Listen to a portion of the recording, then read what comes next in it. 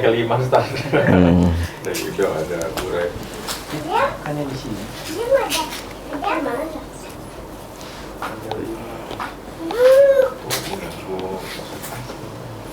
Nah, kalau udah ini.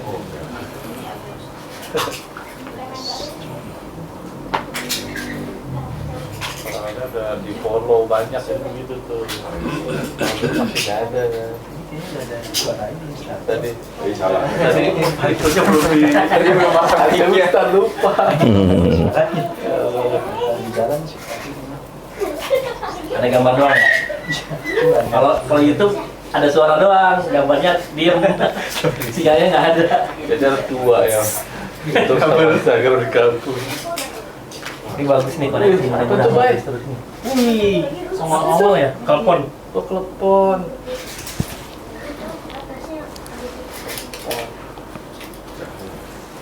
Dapat.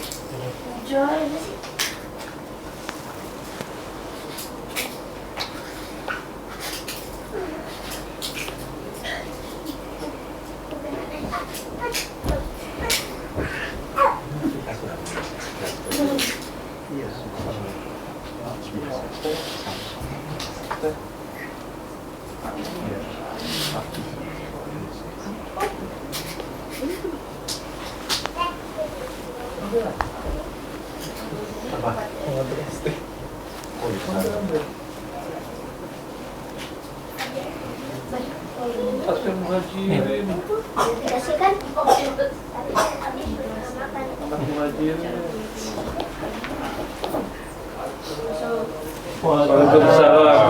Pak Gatot ya. Pak Gatot. Salahnya.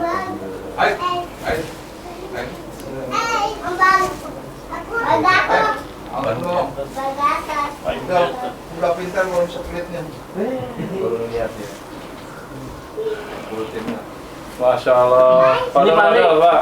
Mari Pak, masuk Pak. Masih ada kosong Pak. Ini Pak. Ini belum merapatkan barisan soalnya. Atau mau duduk ini bilangnya Majelis Ya, masuk. Ya. Masuk Pak, Pak. Masuk. ini Pak. Ini masih kosong loh. Yang lain belum nih. Jangan langsung bisa direpot. Udah sekali ya. Sana. Udah. Udah. Pak. Mas satu SMA. Assalamualaikum Pak. Mau di sini atau di sana Pak? Di mana aja dah. Ya, sudah. Sini punya halus soalnya nih sudah di tag. Masya Allah.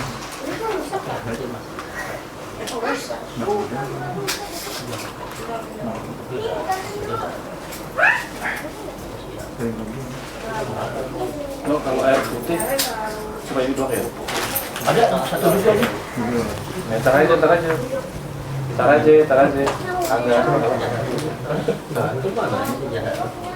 Antum mana? Oh, itu ngambil. Ustadz juga dong. Iya. Dua lem. Masih kan? Lip? Masih banyak. Ini.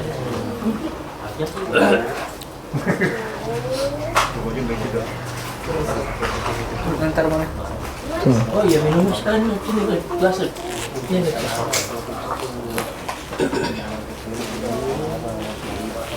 Boleh duduk ya? Boleh duduk kan?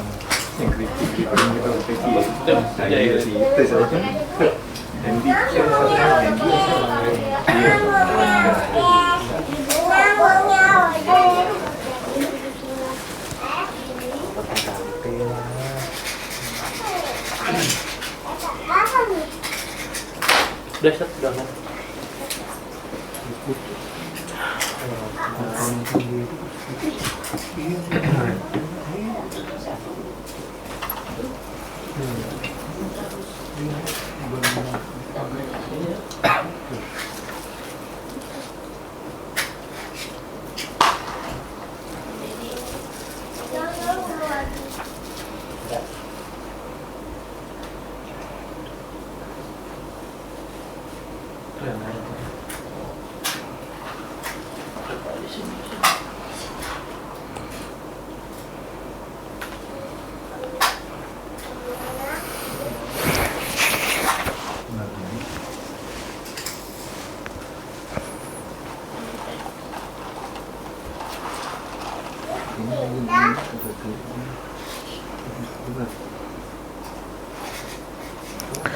Bismillah, alhamdulillah, wassalatu wassalamu ala rasulillah wa ala alihi wa ashabihi wa man walah, amma ba'd.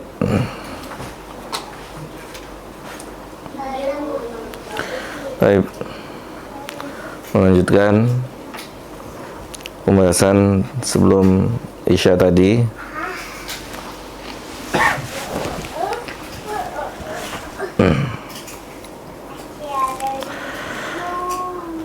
Tentang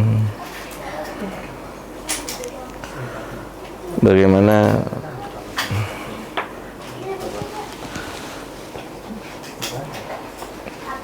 merealisasikan keikhlasan dalam sebuah amal.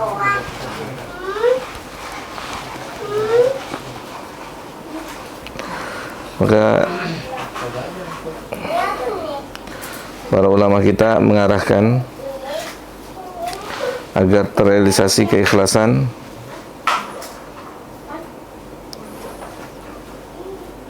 terutama dalam menuntut ilmu. Yang pertama adalah dengan meniatkan untuk mengangkat kejahilan dari tubuh kita. Kemudian yang kedua, raf'ul jahli anil khalqi,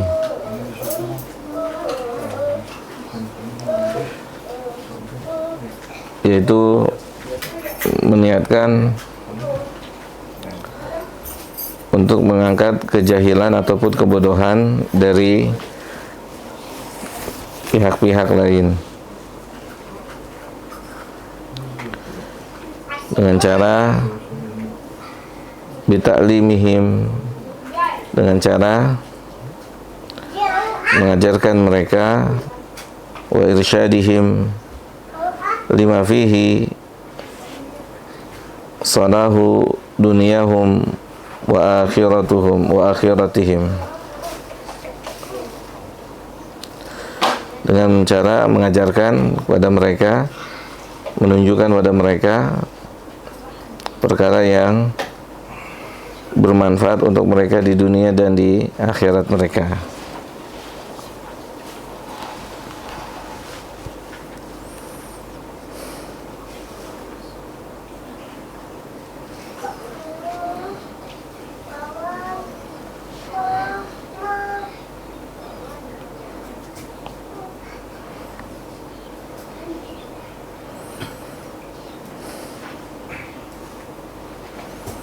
Kemudian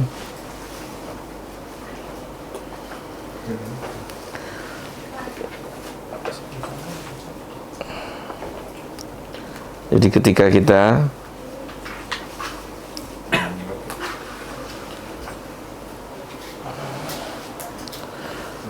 belajar ilmu agama, maka yang kedua kita niatkan untuk mengangkat kebodohan ataupun mentransfer ilmu ataupun membagikan ilmu.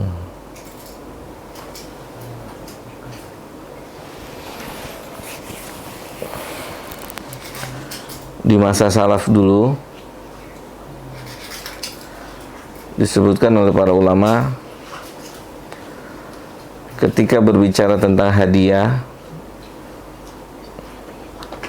maka yang mereka fahami adalah berbagi ilmu. Adapun di masa kita hari ini, ketika berbicara tentang hadiah, adalah berbagi materi duniawi dan yang semisalnya. Adapun di masa salaf kita, ketika berbagi atau ketika berbicara tentang hadiah, maka yang mereka fahami adalah berbagi ilmu, yang menunjukkan kecintaan mereka terhadap ilmu sangat besar.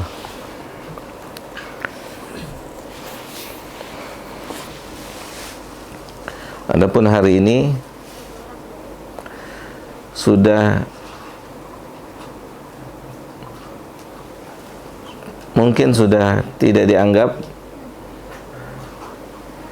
atau sudah bahkan sudah tidak diperhitungkan ketika orang membagikan ilmu masuk dalam kategori membagikan hadiah. Ketika seorang membagikan ilmu, hari ini mungkin atau hari ini sudah terjadi, sudah dianggap tidak membagikan hadiah atau tidak masuk dalam kategori membagikan hadiah.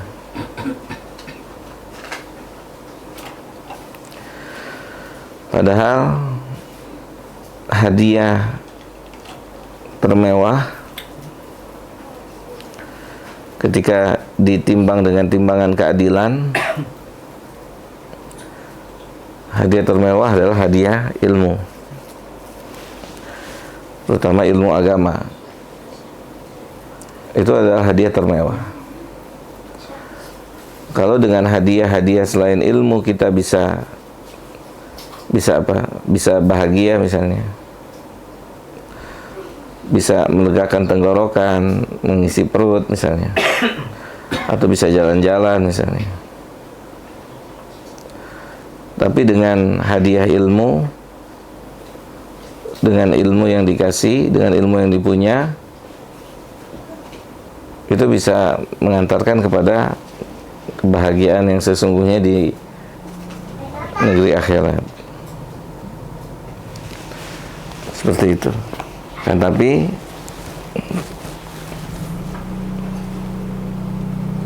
berjalan dengan waktu, pada akhirnya manusia tidak atau sudah mulai tidak menganggap ilmu adalah bagian daripada hadiah.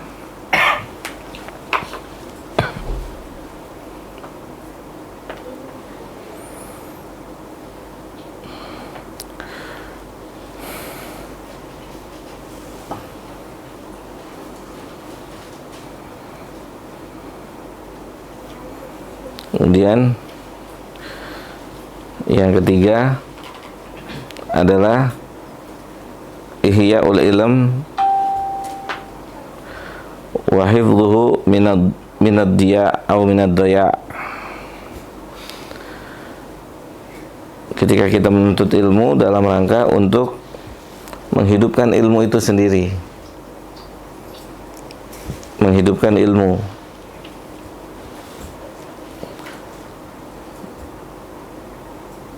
mengembalikan ilmu yang sudah mulai redup, kemudian dihidupkan kembali, kemudian diamalkan ilmu tersebut, ya, dihidupkan kembali, seperti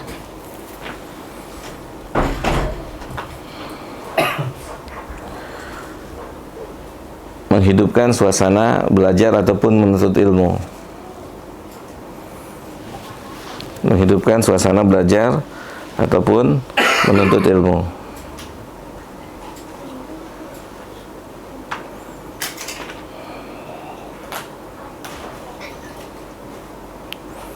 Kemudian yang keempat, beliau mengatakan al-amalu bil ilm,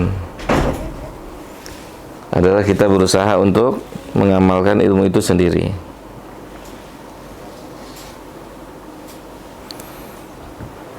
Ini adalah upaya dan usaha daripada para ulama dari ilmu yang mereka miliki, bagaimana bisa merealisasikan ikhlas di dalam dunia ilmu, bisa merealisasikan ikhlas di dalam dunia ilmu.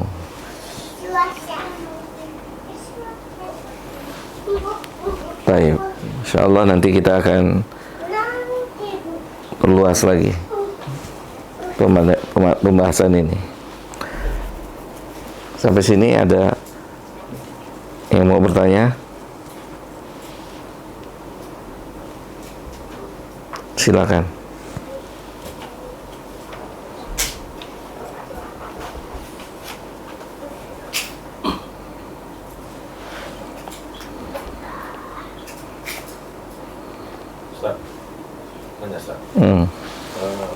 Anda pernah dengar Ustaz, tanya apakah benar? Jadi ada yang mengatakan itu bahwasannya terlarang. Assalamualaikum warahmatullahi wabarakatuh. Waalaikumsalam warahmatullahi wabarakatuh. Ustaz, Anda pernah dengar ada yang mengatakan bahwasannya terlarang. Anda lupa terlarang ini apakah haram atau tidak gitu ya. Bagi seseorang ketika dia menuntut ilmu, tujuannya adalah dunia. Gitu. Jadi tidak boleh tuh. Terus Anda nanya, apakah ini hanya ilmu akhirat atau juga ilmu dunia? Dan dia bilang dua-duanya gitu. Jadi kalau begitu bagaimana dengan profesi kita gitu ya, kayak kita misalkan kuliahnya misalkan arsitek atau akuntansi, memang kita kerja dalam rangka tujuannya kan mencari dunia ya Ustaz ya. Apakah itu benar Ustaz atau bukan seperti itu maksudnya? Mohon jawabannya Ustaz. Assalamualaikum warahmatullahi wabarakatuh. Waalaikumsalam warahmatullahi wabarakatuh.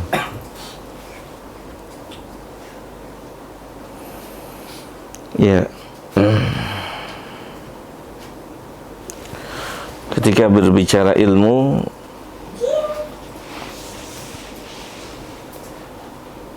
yang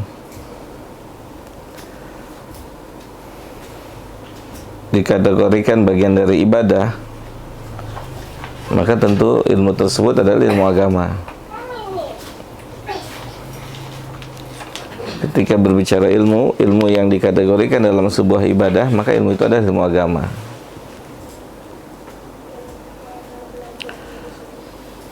Sebagaimana disebutkan oleh para ulama, di antara tujuan daripada menuntut ilmu agama adalah agar terrealisasi dalam sebuah ibadah yang benar, atau agar amal kita itu jadi benar. Makanya didahulukan dengan menuntut ilmu gitu. Bagaimana ilmu kita itu mengantarkan kita pada sebuah ibadah yang benar.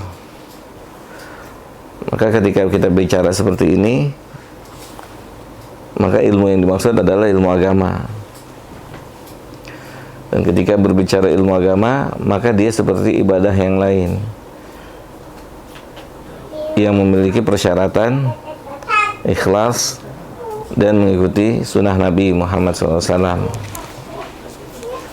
Ya, seperti ibadah yang lain ketika bicara tentang ilmu agama.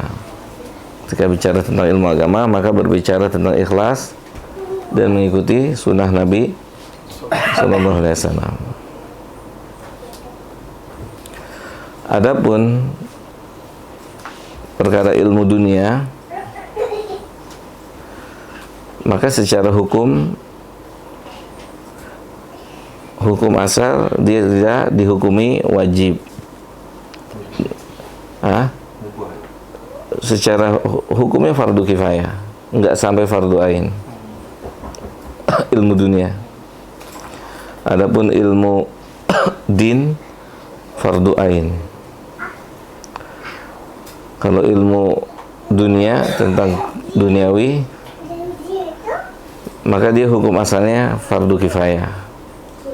Fardu kifayah artinya ketika sudah ada yang melakukan, sudah ada yang ahli, sebenarnya itu sudah cukup. Sudah cukup. Tapi ilmu agama nggak bisa, semua orang harus ahli. Ada materi-materi yang semua orang harus ahli.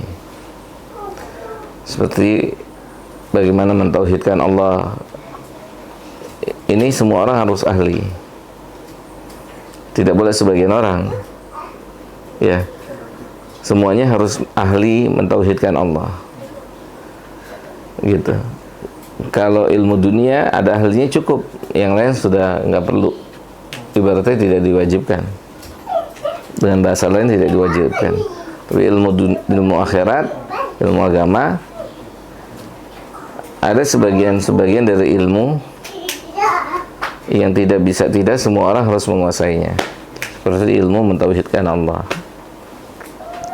Itu tidak bisa diwakilkan kepada pihak lain. Tapi setiap individu harus paham bagaimana cara mentauhidkan Allah. Oke, seperti ilmu tentang tata cara beribadah. Yang kedua, maka demikian dengan tata cara ibadah juga tidak bisa sebagian orang bisa, sebagian tidak.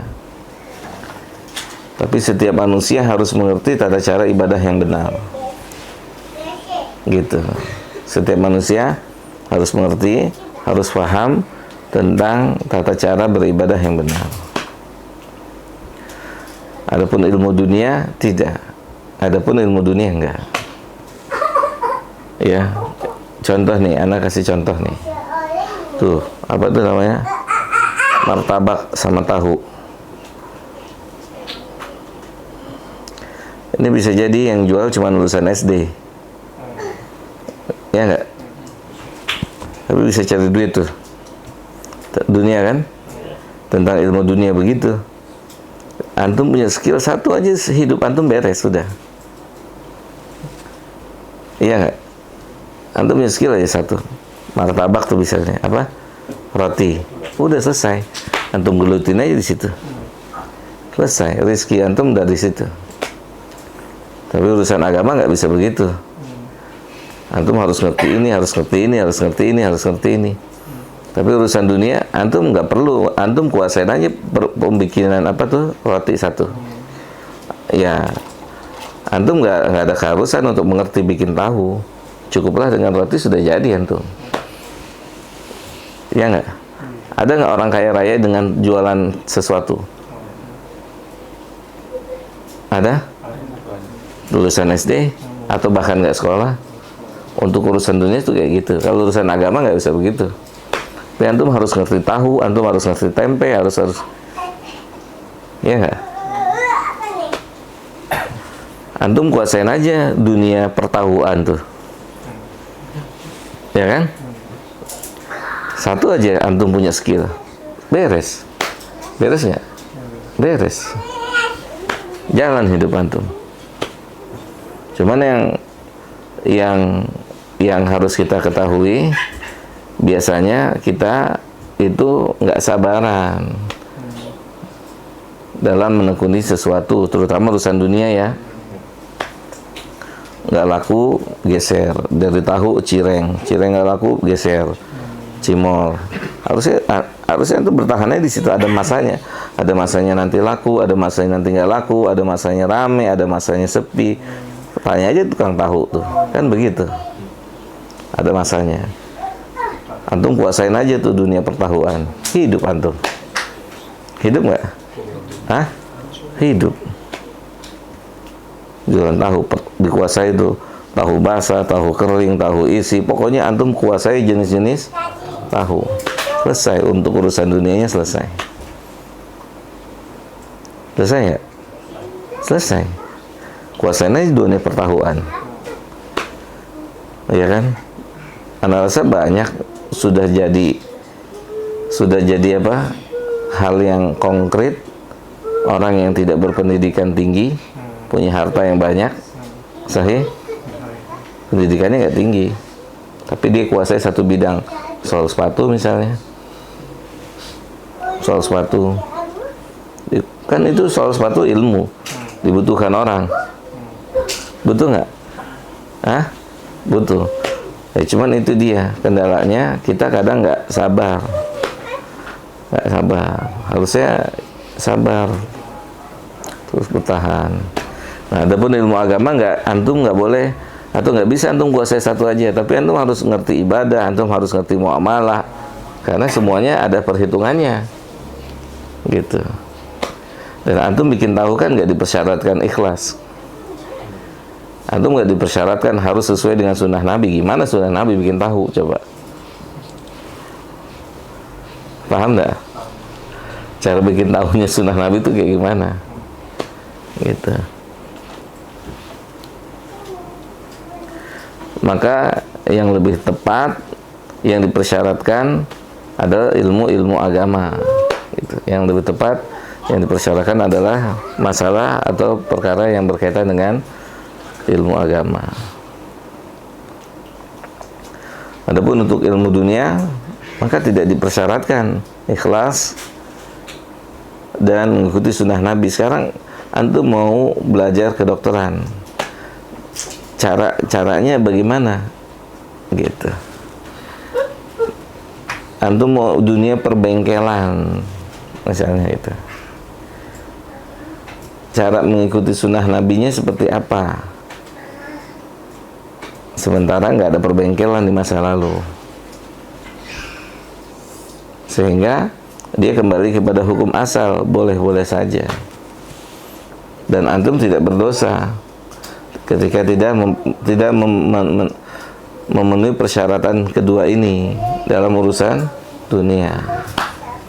Tapi kita berdosa ketika tidak terpenuhi kedua syarat ini dalam urusan agama. Gitu, kita berdosa ketika dalam urusan ilmu agama tidak terpenuhi dua syarat ini, maka kita terancam dengan sebuah dosa. Gitu. Untuk urusan dunia, para ulama kita mengatakan berbeda dengan urusan ilmu agama. Gitu. Wallahu a'lam bishawab. Baik, ada lagi?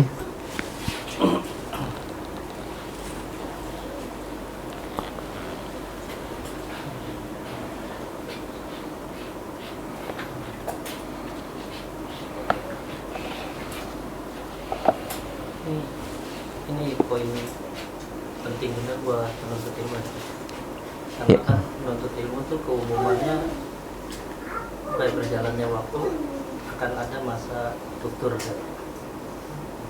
Entah merasa ya itu kan jenuh, mungkin pembahasannya itu merasa udah ya, terus terkadang ada hal yang lain lah. Nah pembahasan ini kan tentang keikhlasan ya. Jadi segala sesuatu itu harus didasari dengan keikhlasan. Ini kan anak kemarin kan lihat-lihat itu pembahasan yang di terus anda cari-cari di Roja. Karena dapat ungkapan dari Syekh Utsaimin ini, cuma dia ada 3 pembahasan tentang keikhlasan. Poinnya sih hampir sama, cuma kan yang terakhir kita tambahkan mengamalkan ilmu tersebut itu poinnya. Jadi poin pertamanya itu dalam rangka untuk menjalankan perintah Allah, karena menuntut ilmu itu bagian dari ibadah. Yang kedua itu menghilangkan kebodohan. Yang ketiga itu membela syariat agama Allah. Jadi poin ini ya bekal banget gitu kan. Ya terjaga, ya tetap bisa istiqomah. Iya. Itu adalah kalau disebutkan pola ya, pola untuk apa namanya bisa terus menuntut ilmu, itu pola. Tadi menghilangkan kebodohan dari diri sendiri, dari orang lain, mengamalkan ilmu, menjalankan perintah Allah, itu sebenarnya hakikatnya itu pola, metode aja, metode. Tapi ada poin utamanya sebenarnya. Ada poin utamanya. Ditolong nggak sama Allah, gitu. Itu poin utama tuh. Dapat pertolongan Allah nggak? Kalau dapat pertolongan Allah, maka bisa terrealisasi. Ketika Allah tidak tolong, maka tidak bisa terrealisasi. Antum tahu polanya semua, tapi tidak ditolong sama Allah, antum nggak akan bisa terapkan itu pola. Ini penting. Paham nggak tuh? Sama saya juga dan antum, kita cari tahu bagaimana sih istiqomah dalam belajar, istiqomah dalam menuntut ilmu, ikhlas dalam menuntut ilmu. Itu pola. Semua pola, begini.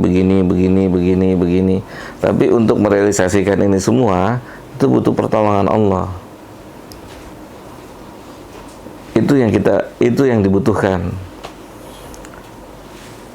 Karena seperti yang saya sering bilang, ilmu aja nggak cukup mengetahui pola saja tidak cukup. Kalau Allah tidak berikan taufik, sesuatu yang dilarang saja bisa kita kerjakan, sesuatu yang diperintahkan saja bisa kita tinggalkan. Paham tak tuh? Jadi benar, itu pola bagaimana para ulama menerapkan pola-pola agar bisa istiqomah. Polanya begini. Tapi pola dari seluruh pola yang diterapkan oleh para ulama, poin utamanya adalah Allah tolong atau tidak. Gitu. Tolong Allah itu berarti takwa. Iya. Dengan ketakwaan kita. Dengan ketakwaan kita itu semua bisa terrealisasi. Itu semua bisa terlaksana. Gitu. Antum tahu konsepnya begini, tapi kita nggak dapat pertolongan Allah, ya bahkan bisa terrealisasi. Keikhlasan itu tidak akan bisa terwujud. Seperti misalnya ketika Allah Subhanahu wa taala mengatakan Allahu waliyul ladzina amanu. Allah adalah wali untuk orang-orang yang beriman. Kemudian penjelasannya, ketika Allah telah menjadi walinya orang-orang yang beriman, lihat, beriman tuh kata Allah, Allahu waliyul ladzina amanu. Allah adalah wali daripada orang-orang yang beriman, bukan hanya sekedar punya ilmu. Dia beriman, bertakwa. Karena nggak semua orang punya ilmu, beriman dan bertakwa.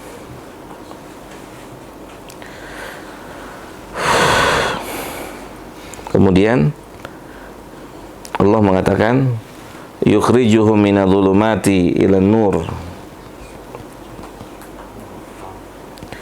Allah Subhanahu wa taala kemudian mengatakan Allah mengeluarkan wali-walinya itu atau orang yang diperwalikan oleh Allah dari apa? Dari kegelapan,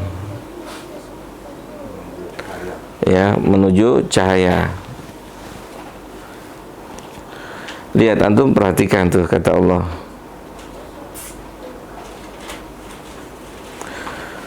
Di surat Al-Baqarah,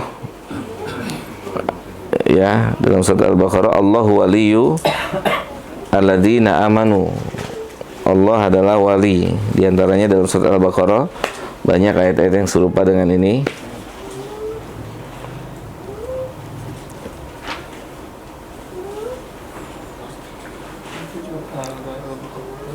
Ayat 257 di antaranya surat ayat ini.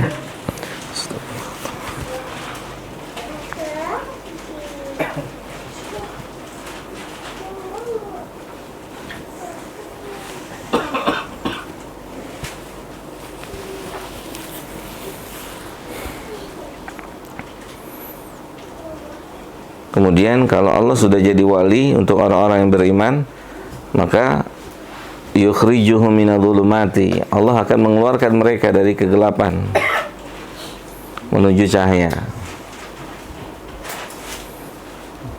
Antum perhatikan konteksnya. Allah mengeluarkan, bukan kita keluar dengan ilmu kita. Antum punya ilmu, belum tentu antum bisa keluar dari kegelapan, enggak, belum tentu. Yang mengeluarkannya Allah tuh, yukhrijuhum minadh-dhulumati. Tuh. Step setelah kelanjutan setelah menuntut ilmu. Iya, makanya yang saya selalu sampaikan, sampaikan di majelis ilmu, terutama kalau misalkan yang antum hadir di Al-Jihad, saya bilang ilmu itu bukan urusan pintar tidak pintar. Hakikat ilmu itu urusannya bertakwa atau tidak. Urusan ilmu itu bertakwa atau tidak. Karena yang dapat merealisasikan ilmu itu adalah takwa. Setelah takwa, setelah beriman, maka Allah bilang yukhrijuhum minadh-dhulumati ilan nur. Orang punya ilmu, kita punya ilmu, kadang ilmu itu tidak bisa apa? Membuat kita melakukan sesuatu ketaatan. ilmu yang kita punya tidak bisa mencegah kita dari kemaksiatan. Ilmu yang kita punya nggak bisa membuat kita melakukan ketaatan. Sahih? Berarti memang bukan zat ilmu yang dapat merubah hidup dan kehidupan seseorang. Tapi melalui proses ilmu itulah seseorang bisa. Nanti yang mengeluarkannya adalah tetap Allah. Yukhrijuhum. Tetap perannya Allah, bukan perannya kita atau bukan perannya ilmu kita, tapi Allah. Gitu. Ilmunya sebagai sebab. Ilmunya sebagai sebab. Tapi kenapa ada sebagian orang ilmunya tidak sampai mengeluarkannya dari kegelapan? Ilmunya tidak mengeluarkan dari kegelapan. Ilmunya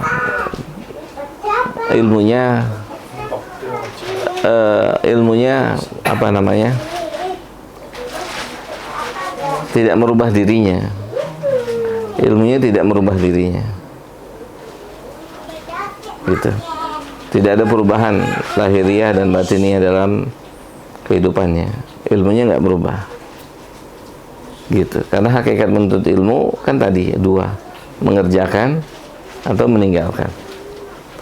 Hakikat orang berhasil dalam menuntut ilmu itu dia mengerjakan sesuatu yang diperintahkan atau dia meninggalkan sesuatu yang dilarang.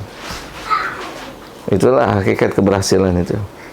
Itulah takwa. Takwa kan mengerjakan perintah, meninggalkan larangan. Nah, kenapa ada di dunia nyata ya, mungkin kita seorang penuntut ilmu yang ngaji kesana sini ngaji, belajar sana sini, tapi tidak merasakan adanya perubahan dalam diri kita, perubahan keyakinan, ketenangan, dan seterusnya. Dan itu terjadi, gitu. Dan itu terjadi, gitu. Intinya kan poin utamanya takwa, beriman. Itulah yang akan menyebabkan ilmu itu bisa terrealisasi menjadi amal. Takwa dan beriman.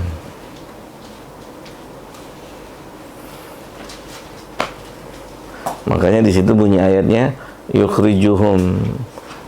Allah yang mengeluarkan, bukan ilmu itu. Allah yang mengeluarkannya. Kalau ilmu yang mengeluarkan, seharusnya semua orang yang berilmu tidak bermaksiat. Ya kan? Kalau ilmu yang mengeluarkan kita dari kegelapan, seharusnya semua yang punya ilmu beribadah. Semuanya yang punya ilmu taat, semuanya yang punya ilmu tidak bermaksiat. Menunjukkan memang bukan zat ilmu yang mengeluarkannya, tapi Allah. Yukhrijuhum, Allah yang mengeluarkan. Seperti pola-pola bagaimana penerapan keikhlasan disebutkan oleh para ulama. 1, 2, 3, 4, 5. Akan tapi ini pola adalah sebatas konsep untuk menuju keikhlasan. Sebatas konsep untuk menuju keikhlasan. Konsep ini bisa menghasilkan keikhlasan jika Allah membantunya. Ketika Allah tidak membantunya, maka dia akan bisa menggapai itu. Walaupun konsep stepnya sudah dilakukan, stepnya sudah dikerjakan, tapi kalau Allah tidak menentukan, karena ada apa? Karena mungkin ada miss-nya, ada kelirunya, ada kesalahannya, sehingga tidak dapat pertolongan Allah, gitu. Sehingga tidak dapat taufiknya Allah. Seperti misalnya miss-nya di mana? Misalnya diketemukan miss-nya ternyata di maksud dan tujuan dari ilmu. Bisa jadi dia mau mendapatkan sesuatu dari dunia ini. Apa aja? Kedudukan, harta, dipandang orang. Ini adalah penghalang terrealisasinya pertolongan Allah. Untuk menjadikan seorang menuju ke ikhlas. Untuk menjadikan seseorang punya ilmu yang bermanfaat. Dan itu penghalang utamanya itu di situ. Dan para ulama telah mengatakan Sufyan Tsauri di antaranya dan lain-lain mengatakan 20 tahun dia belajar menuntut ilmu dan ilmu itu tidak mempengaruhi dirinya sendiri. Ilmu itu nggak mempengaruhi dirinya. Dia cari miss-nya itu di mana. Ternyata miss-nya itu adanya keinginan dari duniawi ini. Apa aja? Kedudukan, penghormatan, dan seterusnya. Maka inilah yang menjadi sebab ternyata ilmu itu tidak mengeluarkannya dari kegelapan. Karena terbesit sesuatu itu. Bahkan ulama mengatakan haram gitu. Seorang nggak akan pernah mungkin bisa merealisasikan ilmu, nggak mungkin ketika ada sesuatu yang miss, dan missnya fatal. Itu niat yang salah, niat yang keliru gitu.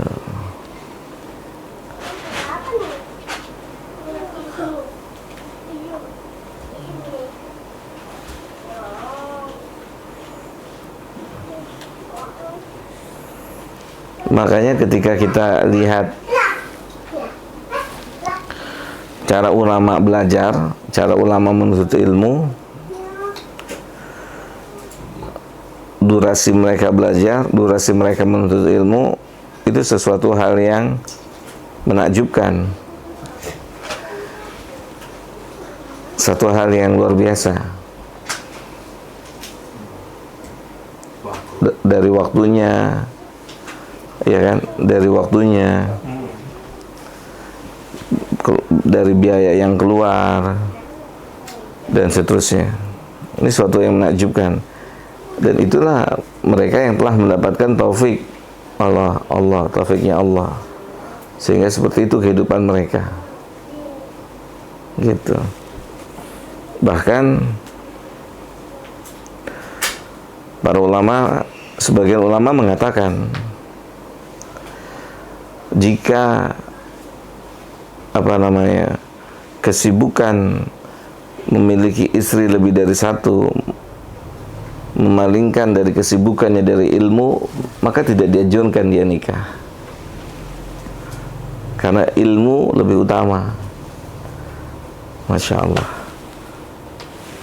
Karena yang mendapatkan jaminan ketinggian derajat bukan antum tambah istri, tapi tambah ilmu. Allahu Akbar. Itu ulama tuh, ajib ya. Gitu. Punya istri satu aja mau ngaji izin dulu gitu kan.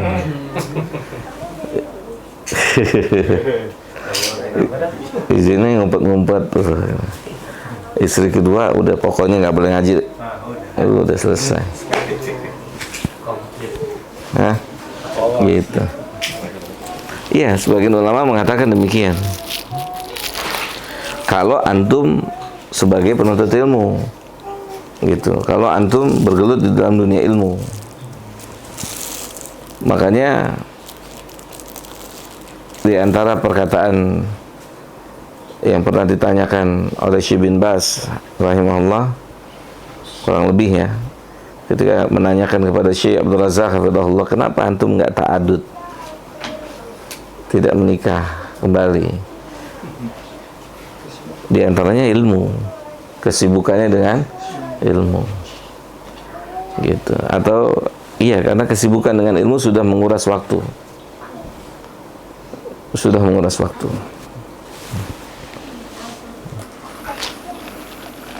Kalau antum memang sebagai seorang yang sungguh-sungguh dalam bergelut dalam dunia ilmu. Saya mau nggak? Ada nggak situ? Udah pada sebelah situ.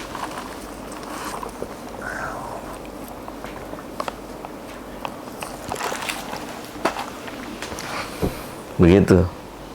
Ajib. Lip ngantuk, Lip. Kenapa, Lip? Hah? Sakit gigi? Ustaz, untuk di hari Yaumul Hisab itu kan Allah akan menanyakan mengenai Ilmu. salah satunya ilmu. Dan kira-kira pertanyaan Allah itu apa? Seperti apa? Dan jawabannya seperti apa untuk orang-orang yang para penuntut ilmu? Iya.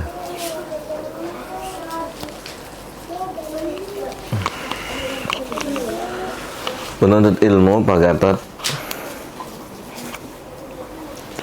disampaikan oleh para ulama, mereka itu punya pola hidup yang berbeda dengan orang awam. Penuntut ilmu punya pola hidup yang berbeda dengan orang awam. Yang membedakan apa? Ilmunya itu. Terutama, kata para ulama, terutama dalam waktu. Dalam masalah waktu. Penuntut ilmu adalah mereka yang sangat bakhil terhadap waktu mereka, terbuang tanpa amal, tanpa ilmu. Berbeda dengan orang awam, bisa menghabiskan berjam-jam untuk hal-hal yang mubah, bahkan sampai berhari. Penuntut ilmu enggak, gitu. Dia rela kehilangan apa saja, tapi dia nggak rela kehilangan ilmu. Itu penuntut ilmu. Bahkan salah seorang penuntut ilmu sedang belajar di majelis seperti ini kurang lebihnya, kolamnya mati, pulpennya mati.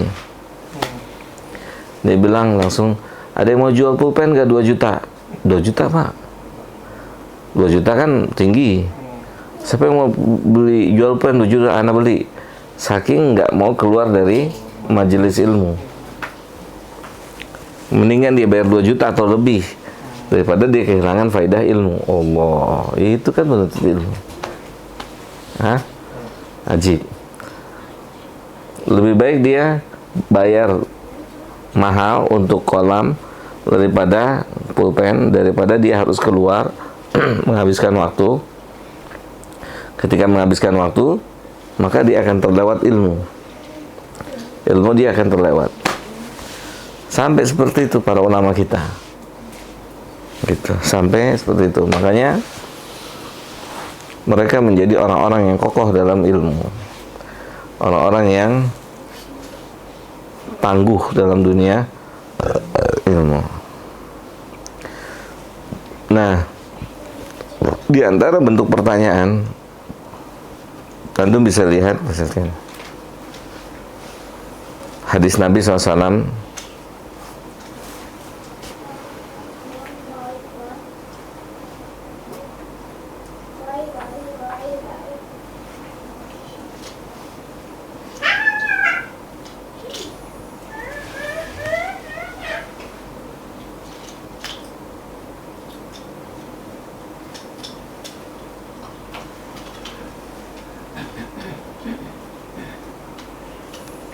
tentang akhlak.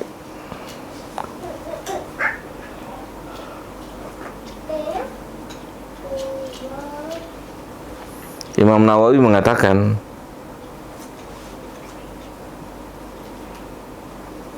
ketika berbicara tentang akhlak, min husni islamil mar'i tarkuhu ma la ya'nihi, hadis Nabi, salah satu tanda kebaikan seseorang, Islam seseorang, meninggalkan sesuatu yang tidak bermanfaat. Hadis ini berbicara tentang akhlak, kata Imam Nawawi rahimahullah. Akhlak yang terbaik adalah seorang bisa menjaga waktunya. Lihat cara pandangnya ulama. Jadi di antara akhlak terbaik manusia, dia bisa menjaga waktunya. Dia bisa menjaga waktunya. Pelit terhadap waktu. Waktu dia hanya untuk sesuatu yang bermanfaat, untuk ilmu, dan ilmu.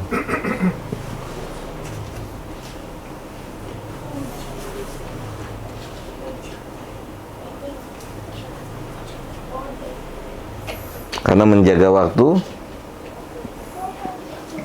bagian dari akhlak. akhlak kepada Allah yang telah memberikan waktu. Nah, penuntut ilmu adalah orang yang sangat menjaga waktunya.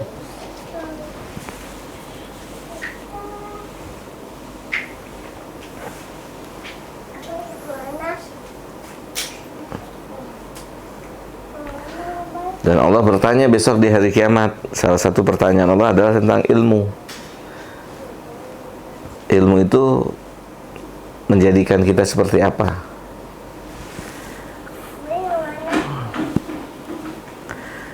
Ilmu itu bisa menolong kita, bisa menyerang kita. Ilmu. Sebagaimana Al-Quran,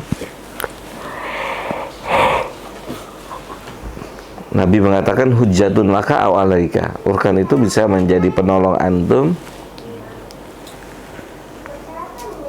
dan bisa menjadi penghujat antum. Dan Allah sudah mengatakan wal asr innal insana lafi khusr. Gitu. Demi masa, demi waktu, sesungguhnya manusia itu semuanya rugi. Karena manusia nggak bisa memanage waktunya.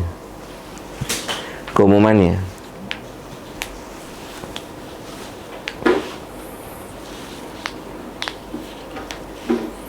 Ilaladina amanu, tuh kemudian Allah kecualikan orang-orang yang beriman.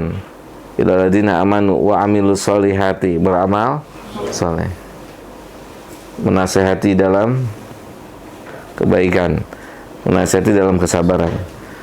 Ini sudah makan waktu. Poin ini tuh udah habisin waktu kita. Waktu kita habis untuk mengerjakan ini. Kalau sungguh-sungguh untuk dikerjain, itu waktu kita udah habis di sini. Habis apa? Habis beriman, habis mengamalkan, habis memberikan nasihat, dan seterusnya sudah habis.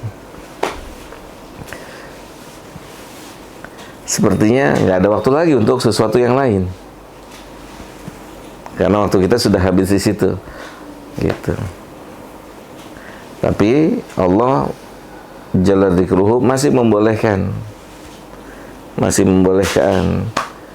untuk menggunakan sebagian waktu untuk sesuatu hal yang mubah, tapi tidak secara berlebihan.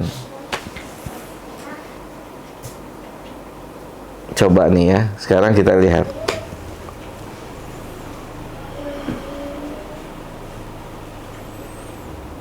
Antum bisa cari hadisnya di HP antum. Ketika Nabi berkata kepada sahabat yang sedang melakukan permainan di hari raya, kata Nabi, il'abu, main, senang-senang. Kata Nabi gitu, il'abu. Terus Nabi bilang apa? Agar mereka tahu, orang-orang musyrik ahlul kitab tahu kalau kita juga punya permainan. Cari, ketemu nggak hadisnya? Ini penting nih. Ini bisa merubah hidup dan kehidupan antum. Cari dah. Kita bahas kalau ketemu.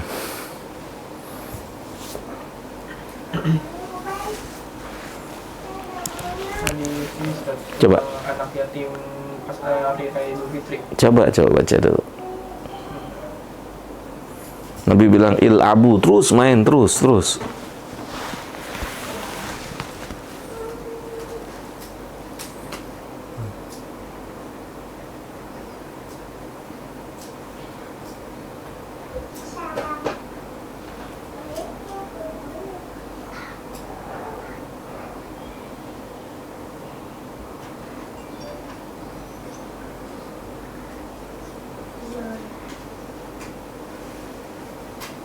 Yal'abuna fihima.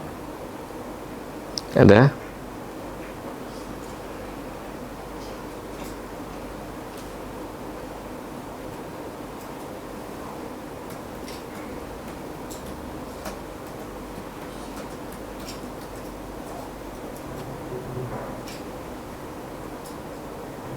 Tentang mengganti hari raya jahiliyah, Ustaz, bukan? Coba gimana, coba baca hadisnya. Bahasa Indonesia, Ustaz. Boleh. Ketika Nabi SAW datang ke Madinah, penduduk Madinah memiliki 2 hari raya untuk bersenang-senang dan bermain-main di masa jahiliyah. Beliau SAW pun bersabda, aku datang kepada kalian dan kalian mempunyai 2 hari raya di masa jahiliyah yang kalian isi dengan bermain-main. Allah telah mengganti keduanya dengan yang lebih baik bagi kalian, yaitu Idul Fitri dan Idul Adha.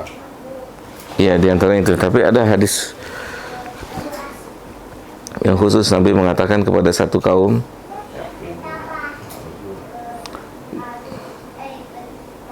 Yang dari Anas bukan, Ustaz? coba baca, silakan. Sekali waktu Nabi SAW datang dari Madinah. Di sana penduduknya sedang bersukaria selama 2 hari. Sama ya? Sama beliau. Mengganti hari raya jahiliyah. Oke, taib. Ini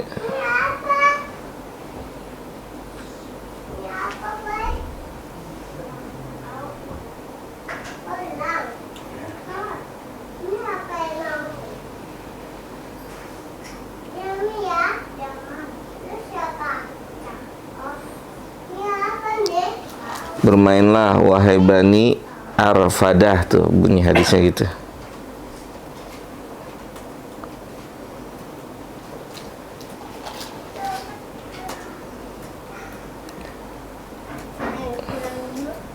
Untuk mau pulang? Ada nggak? Riwayat Al-Humaydi. Budak saya. Hadis Aisyah. Allah.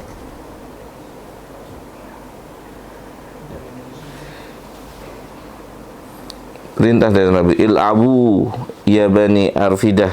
Iya, Ada? ada, Ustaz. Coba baca.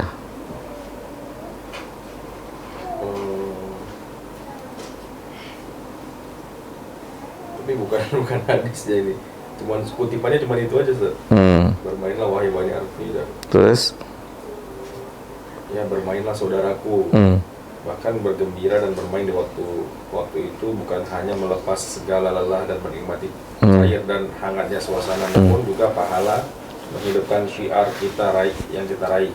Mengekspresikan kegembiraan di hari Id adalah suatu syiar di dalam agama. Ini kekeliruan sebagian kita.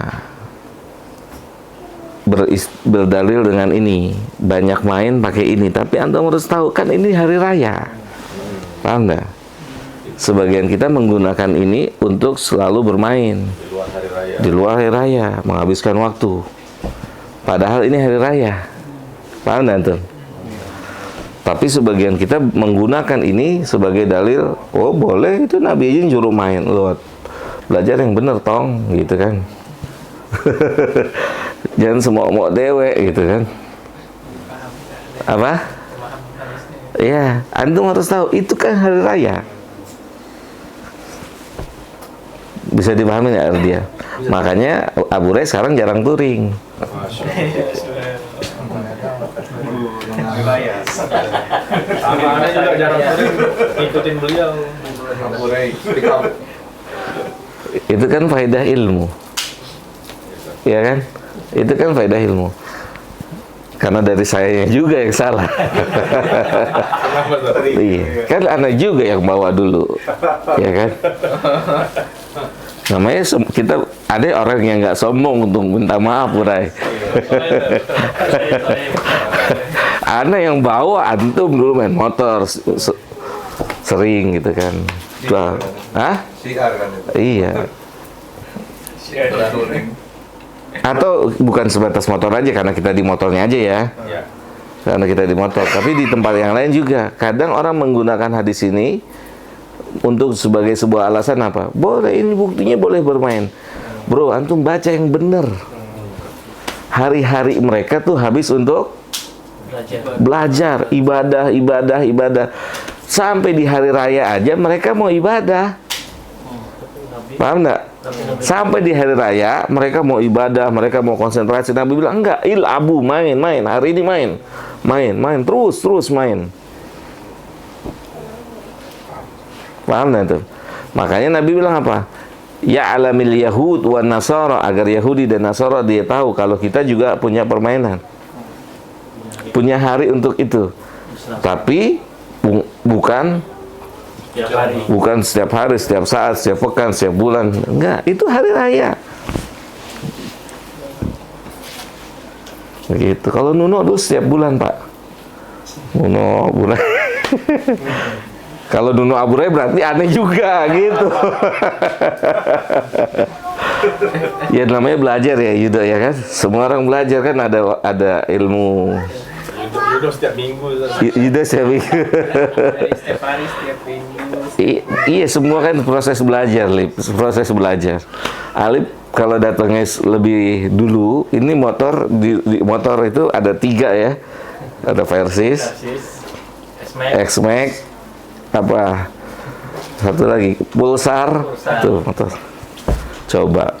Alhamdulillah Allah kasih hidayah. Kalau enggak ditanya sama Allah satu-satu bingung Anda nanti. Iya kan?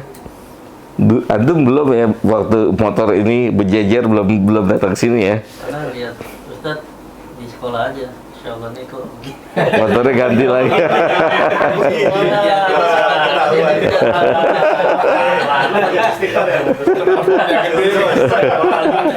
Gitu ya. Maksudnya, tiap hari ganti motornya juga besar gitu. Bukan tiap hari, maksudnya setiap pernah lihat Ganti lagi. gitu. Terakhir yang dijual itu ya, Tat, yang buat sekolahan ya, yang X-Max ya. X-Max. X-Max. Cuma punya orang. Iya. Iya, sempat lihat. Nggak lihat jajar di sini, tapi di sekolahan. Iya. Ustaz, berarti hadis ini menunjukkan bahwasannya permainan yang bisa kita bilang itu syiar hanya pada hari raya. Hari raya. Berarti di luar hari raya kan orang sering bilang tuh. Makanya "Oh, ini antum bagian dari syiar." lihat lagi permainan yang ada dalam Islam itu apa. Antum cari. Seluruh permainan itu melalaikan, kata Nabi. Kecuali berkuda. Kecuali memanah. Itu hadis Nabi SAW. Cari hadisnya. Ya, seluruh permainan itu melalaikan. Kalau masa sekarang bermotor bukan berkuda, Ustaz. Iya, artinya apa aja bukan Takwil. Iya, takwil betul. Apa aja bukan hanya motor. Main bola, main basket gitu kan. Kalau antum hanya fokus motor, nanti yang marah anak motor. Iya enggak? Sahih enggak? Makanya kita bilang bukan cuma di motornya, tapi di seluruhnya. Seluruh permainan, antum cari hadis itu. Seluruh permainan itu melalaikan.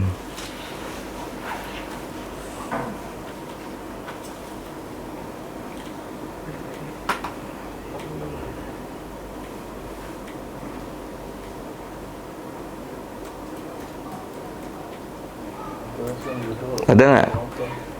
Makin gede. X-Max. Sebelumnya 500. Bawa itu. Depan Allah ya.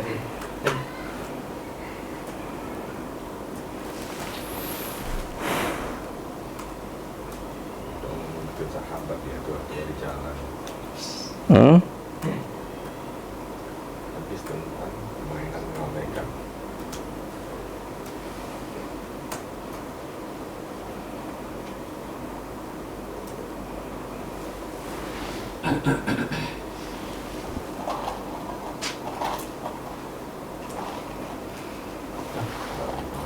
Ada?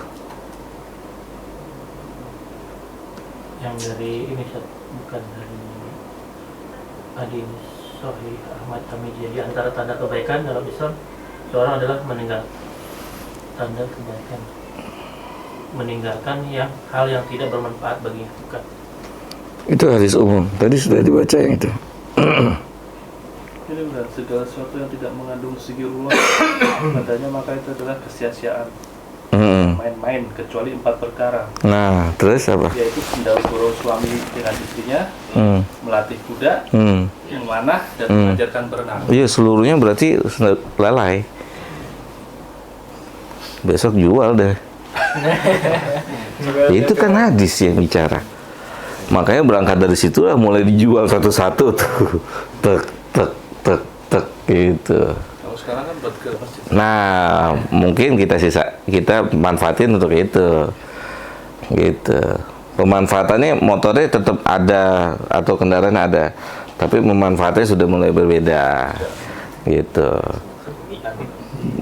Pemanfaatannya, sisi pemanfaatannya. Coba baca lagi. Diulang dong biar Yudo denger. Biar Nuno denger. Iya. Segala sesuatu yang tidak mengandung zikirullah padanya, maka itu adalah kesia-siaan dan lalai. kecuali 4 perkara. Kecuali 4. Yaitu sendaguro suami dengan istrinya. Tuh, antum sering nggak sendaguro, Mas? Terus yang kedua, Melatih kuda, berkuda. Berlatih memanah, Tuh, memanah, mengajarkan berenang. berenang, tuh. Seluruh permainan lagwun. Kita tahu. Karena nanti pada akhirnya akan balik kuda. Kuda besi. Suatu hari nanti semua akan balik kepada kuda, balik kepada memanah.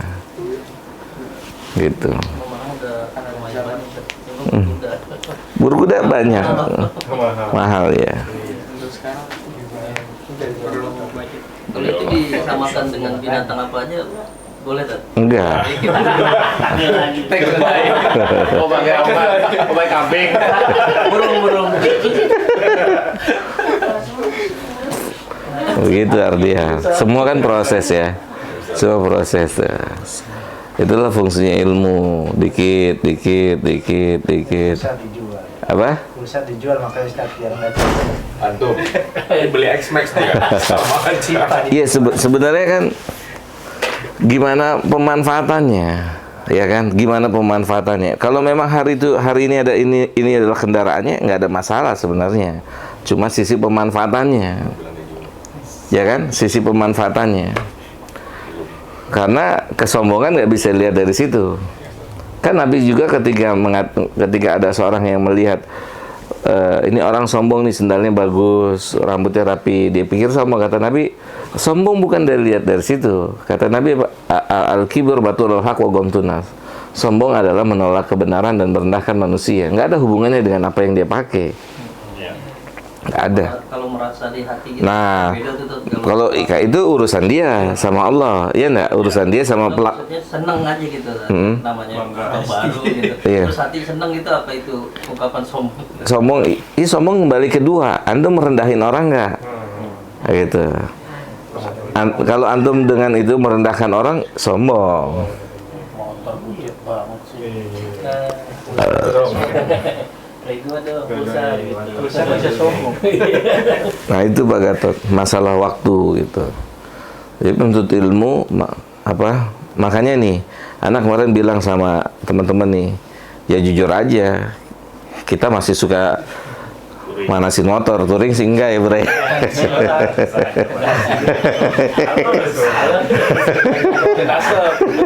Loh, tapi kita nggak ngajak-ngajak orang ya Bre ya. Kita aja udah berangkat turun lagi selesai itu.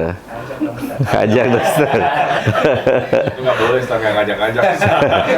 Enggak, anak ngajak antum ngaji aja. Kalau main motor udah anak aja udah.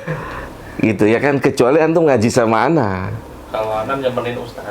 Paham nggak tuh? Ada nggak terlibat? Ana bilang sama Abu Rai, lu kan hukum asalnya mubah, tapi kalau Ana ngajak sekarang gini, kalau Ana ajak antum, yuk gas ke sana, itu yang ikut lebih banyak dari yang ngaji loh, ya nggak?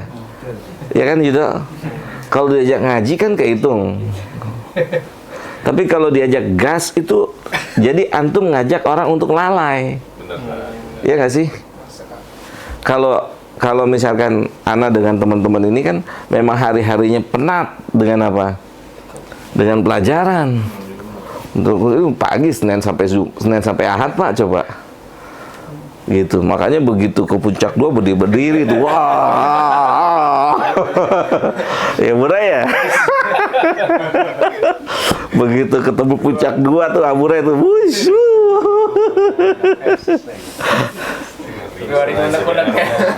Iya, boleh, nggak ada masalah, kan mubah. Tapi waktunya kan gitu. Waktunya tetap balik lagi kepada kehidupan nyata, ilmu. Gitu Yuda. Ya. Ustaz nggak usah ngajak, Ustaz. Sherlock aja. Takut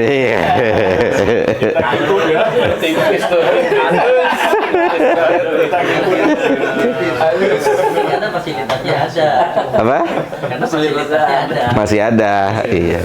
Inazuma masih ada. Udah lepas, Ustaz. Udah nggak ada ya. Ya, karena kan bonceng. Ada di sini yang ikut ngaji sama kita nih. Sekarang dia lagi sibuk ngajar sampai bulan apa gitu. Nanti dia bakal balik lagi, insya Allah. Dia sekjennya Inazuma tuh. Oh. Bambang tahu? Bukan, dulu pernah kenalnya justru di bengkel Iman ketuanya katanya. Ion ya, ketua Ion ya. Wakil. Itu wakilnya. Oh dia pernah datang Bengkel Iman? Belum pernah. Dulu ketuanya malah Burai, ketua Bukan, Inazuma. yang datang bukan Bambang. Beda ya. Kalau Bambang kan wakil. Iya, Bambang wakilnya. Dia ketua nih ya, kata. Dia ngomong ketua Ion, kalau nggak salah nama Iya. grupnya tuh Ion. Kalau Iya, nggak kan salah. benar namanya Ion ya. ya, Inazuma. Oh iya, setelah Ari Widodo. Kali berdua. Kan awal pertama ketua Ion tuh Ari Widodo. Saya nggak pernah ikut gitu-gitu, Ustaz, pengajian. Semenjak hari ini ya. Semenjak kenalan Burai.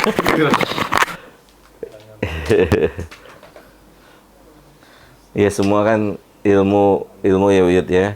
Butuh ada proses gitu. Makanya berdoa sungguh-sungguh sama Allah. Minta sungguh-sungguh sama Allah gitu.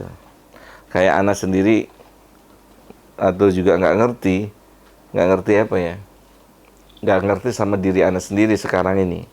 Itu kalau nggak baca buku pegel badan itu. Ah? Antum tanya aja Ukasyah tuh, anak-anak. Ah? Iya, kalau nggak baca, nggak nulis, kayaknya ngeretek gitu badan. Anak juga nggak ngerti kenapa bisa begini gitu. Ah itu dia, gitu. Kalau dulu kan kecanduannya kalau nggak main bola, ya kan? Udah beralih sekarang ya. Ah iya itu, antum harus dapat itu. Antum harus dapat itu. Jadi ketika antum nggak baca, ketika antum nggak nulis tuh antum resah, badannya nggak enak. Dan itu anak nggak ngerti ini apa namanya. Semoga ini kebaikan gitu ya. Gitu. Ustaz, nanya, Ustaz. Kan tadi saya bilang apa ya? Kayak ada futur mungkin itu pola ya. Nah, apakah futur itu suatu perbuatan dosa atau suatu kemakluman? Karena futur bisa terjadi bagi orang awam, penuntut ilmu, atau mungkin ulama juga bisa jadi futur ya, Ustaz. Nah, apakah futur itu dosa atau enggak, Ustaz? Pasti sebab utamanya dosa. Sebab utama dosa.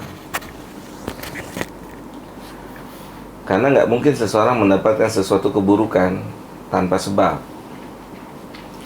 Itu harus diyakini. Setiap orang akan mengalami masa itu. Tapi tentunya masa itu ada sebabnya. Gitu. Setiap orang akan mengalami masa-masa itu. Setiap orang akan mengalami masa lalai.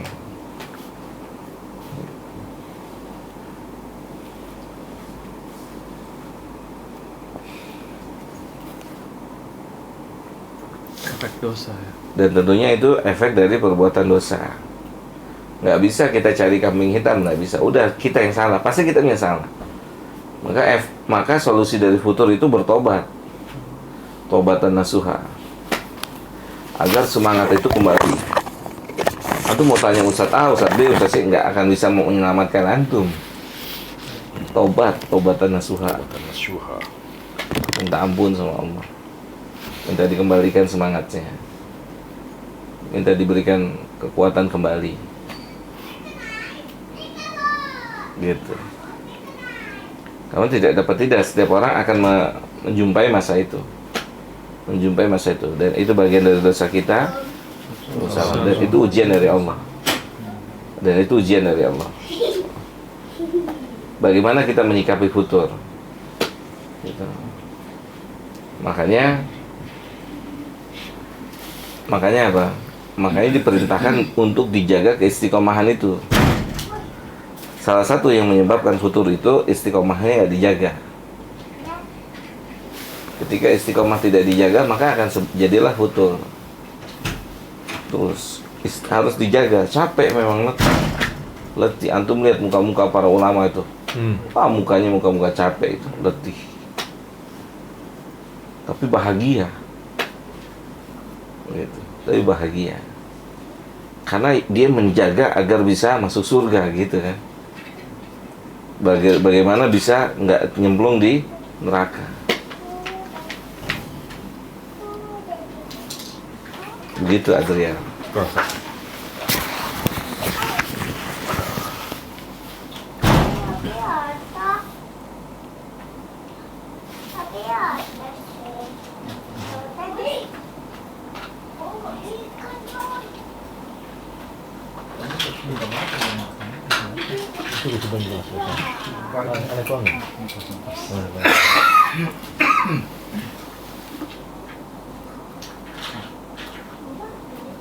Apa yang korma nih? Yang korma nggak bawa syukur. Udah nggak bikin? Masih bikin? Valdeka. Valdeka. Ada lagi?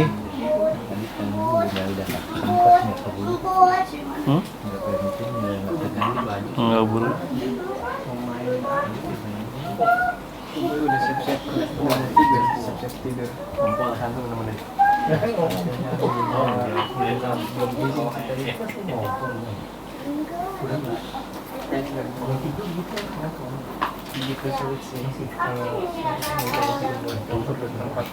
Nggak jadi lah. Bulan Oktober. Kalian nginep? Oh enggak.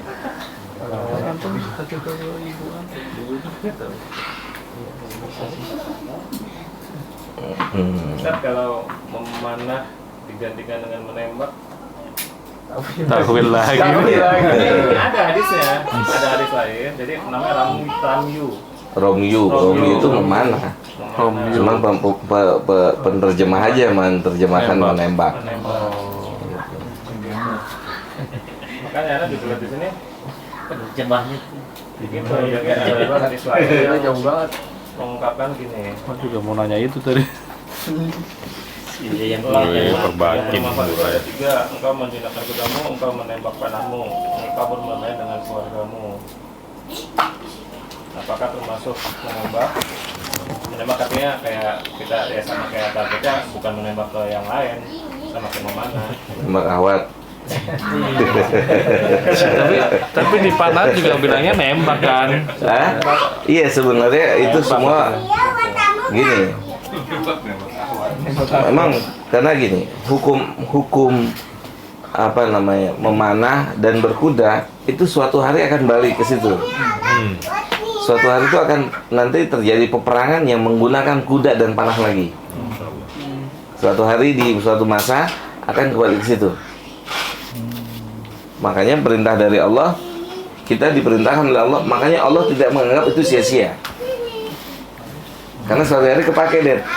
Suatu hari kepake. Entah kita masih hidup atau tidak masih hidup. Gitu. Nah, kemudian ditakwilkan oleh sebagian pihak, entah misalkan berkuda jadi bermotor, jadi bermobil. Ya sah-sah saja kalau dia bisa membuktikan dengan pendalilan-pendalilan kan gitu kan. Gitu.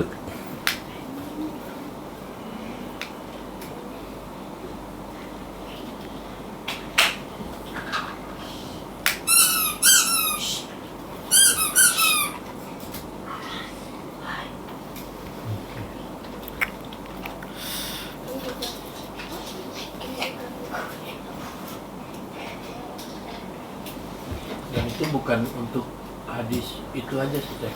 Hadis yang berkuda aja semuanya nanti akan kembali seperti itu gitu. Iya, terutama dalam peperangan, no. Dalam peperangan itu nanti akan kembali dengan kuda dan panah.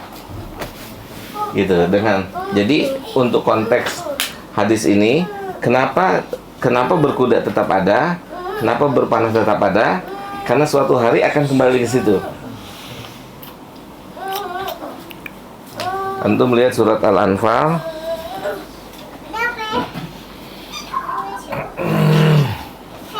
Ayat ke-60.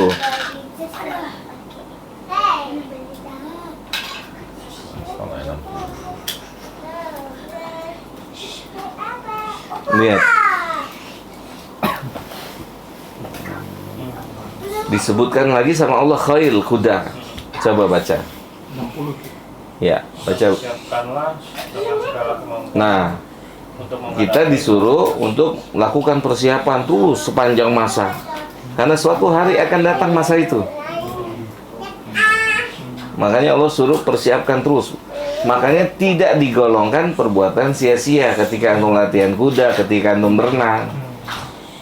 Karena antum sedang mempersiapkan untuk hari itu. Entah hari itu kita masih hidup atau sudah meninggal.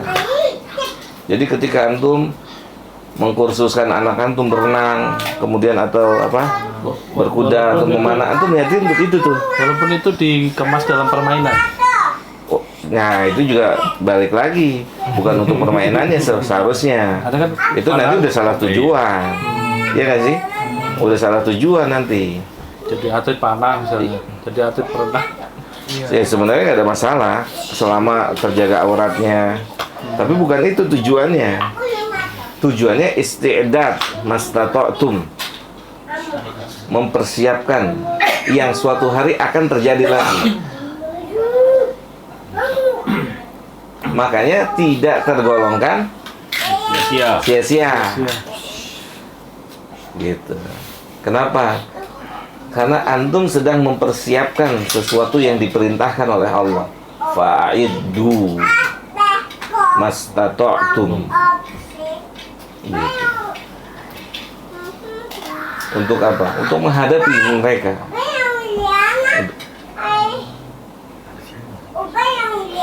Karena apa? Kalau kuda itu ditakwil ke motor, kan kudanya ada. Paham kan tuh? Masih ada. Masih ada. Kecuali sekarang nggak ada kuda. Suatu hari akan kembali ke situ.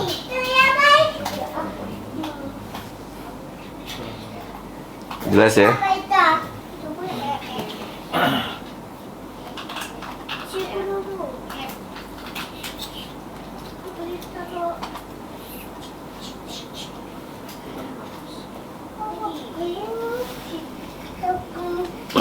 Khadijah.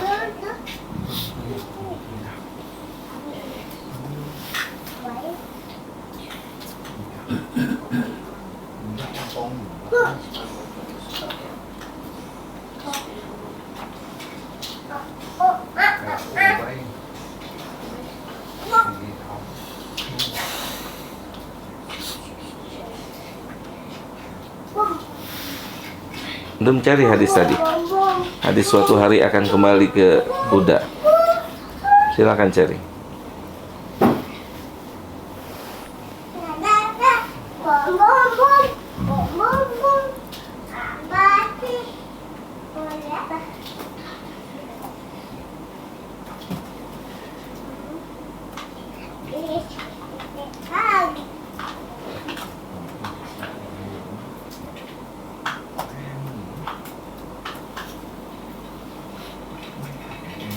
Ada?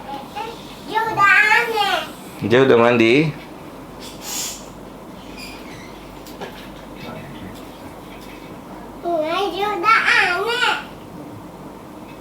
Ada nak? Belum. Hadis Abu Hurairah.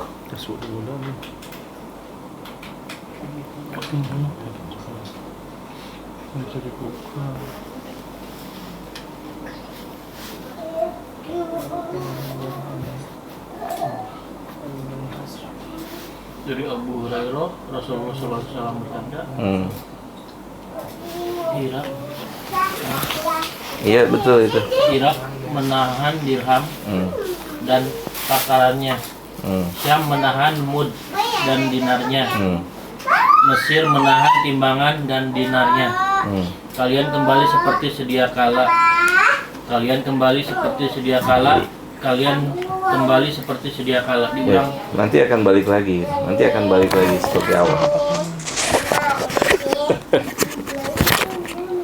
Terus baca penjelasan surat Al-Anfal tadi. dalam tafsir-tafsir.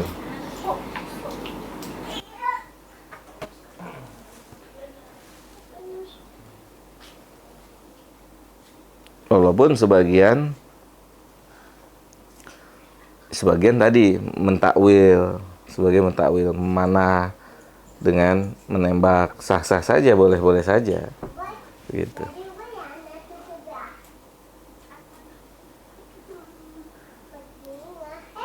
Tapi kita mengimani suatu hari akan kembali seperti semula, gitu.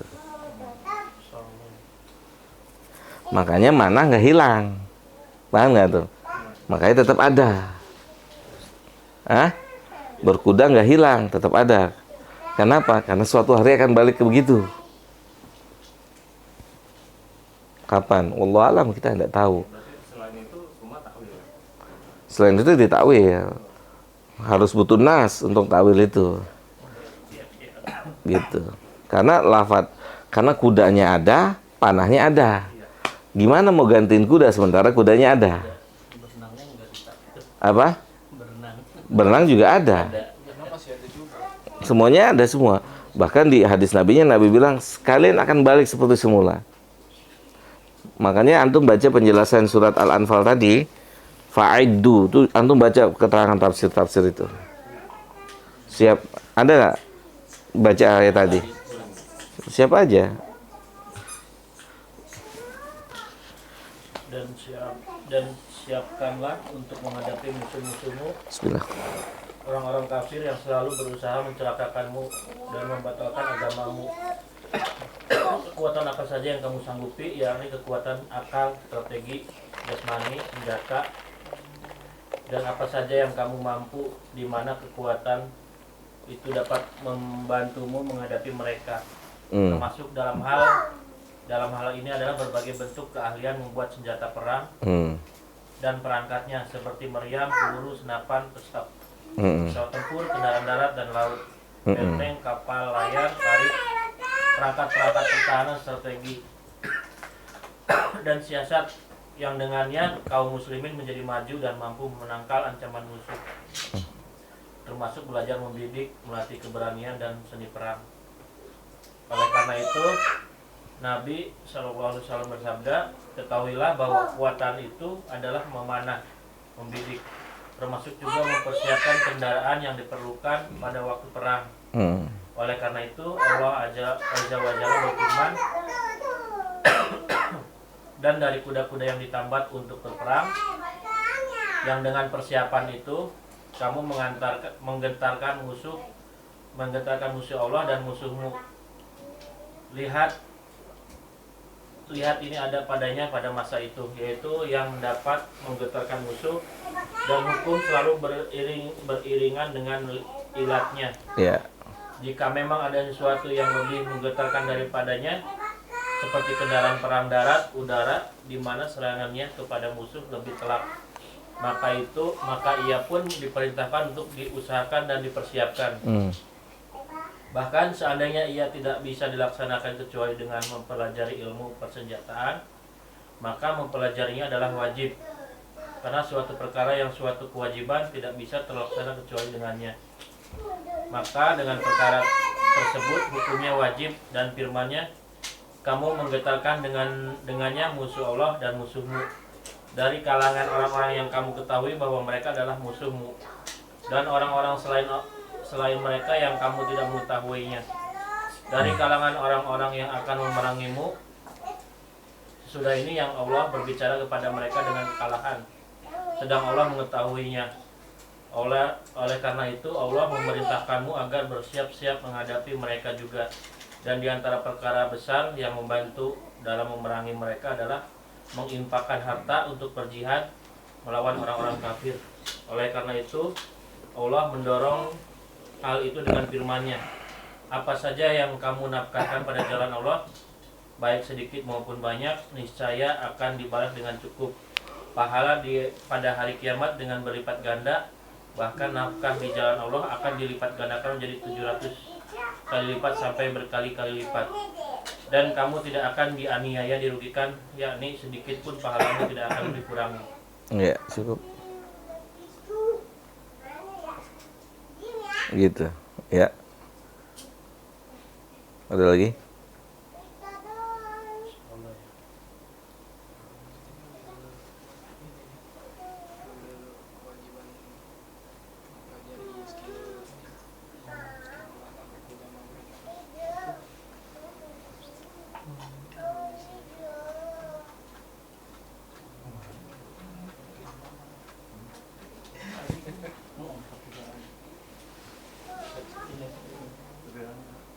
Ya, saya ini tafsir Sa'adi.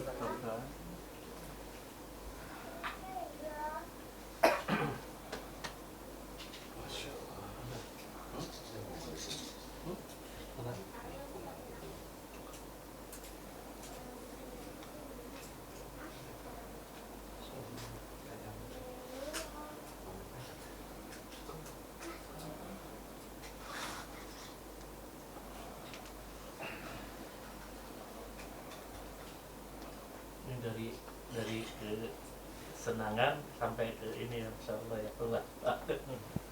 Ini kan tadi mau ngebahas hari apa namanya bermain ya.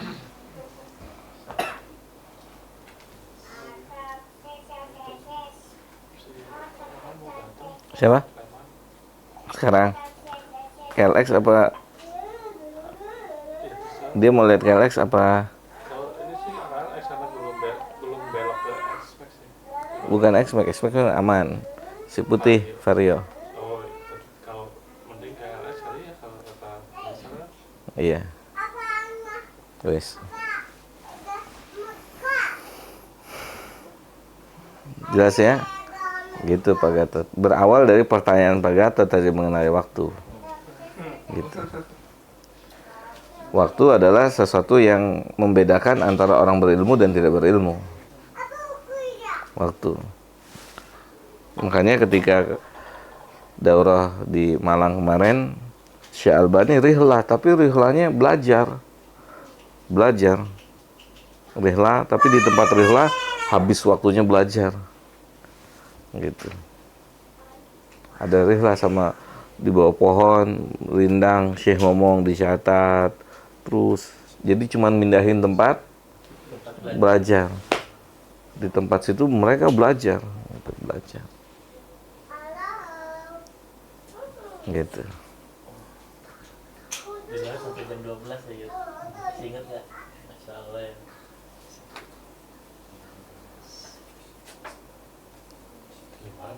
Hah? Di mana? MBC itu yang di villa Dokter itu ya, Dokter Lukman ya. Dokter bagus.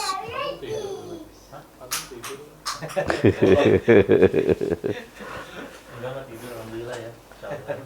Enggak ada yang nyender lagi. Enggak ada saudara. Mau nyender di mana? Kalau ada gender ya. Iya begitulah ya. Belajar sampai jam 12. Padahal aku udah mulai ngaji. Subuh udah mulai lagi. Belum pernah ikut ya, saudara itu ya. Mainnya cuma 2 jam doang.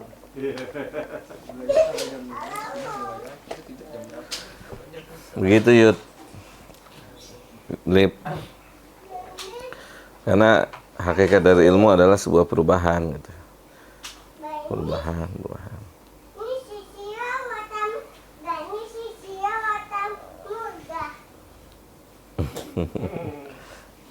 Antum ngomong apa sih? Ini kata dia, ini buat rambut gak? Oh ya. Ada yang lagi setuju. Enggak bisa. Ada lagi soal jawab? Atuh, nih. Atuh.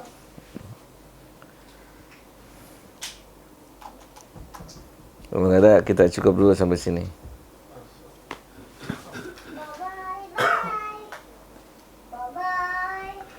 Semoga bermanfaat. Sallallahu ala nabiyina Muhammadin wa ala alihi wa sahbihi ajma'in. Subhanakallahumma bihamdika asyhadu an la ilaha illa anta astaghfiruka wa atubu ilaika. Assalamualaikum warahmatullahi wabarakatuh.